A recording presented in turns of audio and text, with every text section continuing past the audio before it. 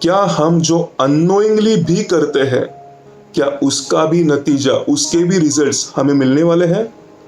अगर आपका सवाल जो है मैं ठीक समझा हूं तो आप कर्मा की तरफ इशारा कर रहे हो।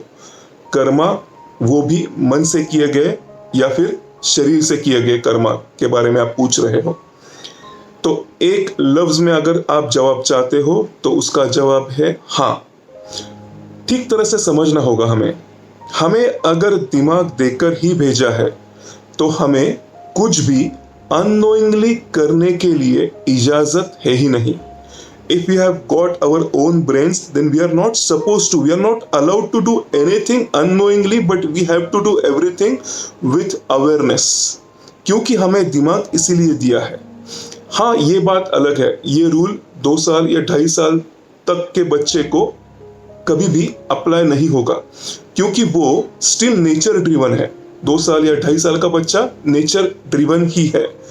उसे अभी तक खुद का ईगो डेवलप नहीं हुआ है। लेकिन जैसे ही ईगो टेक ओवर करता है नेचर से खुद को लेकर, बच्चे का ईगो टेक ओवर करता है एंड बच्चा is no more nature driven, then karma starts accounting each and everything that we do knowingly और unknowingly. See, these are simple rules.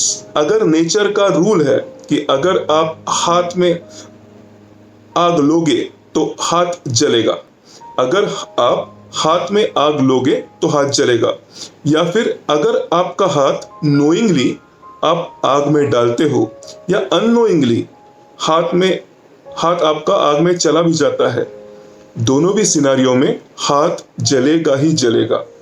आग आपको इसलिए नहीं जलाएगी क्योंकि हाथ अननोइंगली चला गया था, ये नेचर का रूल नहीं है।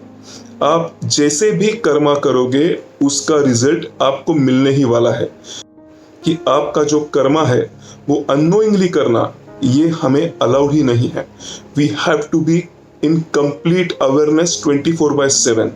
और इसीलिए इसके साथ साथ हमें मेडिटेशंस करना, हमें फुल ऑफ एनर्जी रहना और माइंड को हमेशा से एनर्जी का सप्लाई जारी रखते हुए माइंड को अवेयर रहने के लिए मदद करते रहना, ये सब डेली रूटीन में लाकर हम खुद को अवेयर बना सकते हैं। तो हमें अगर आपके सवाल का जवाब देना है तो आप नोइंगली करो या फिर अननोइंगली, हर एक एक्ट का हमें रिजल्ट मिलने ही वाला है।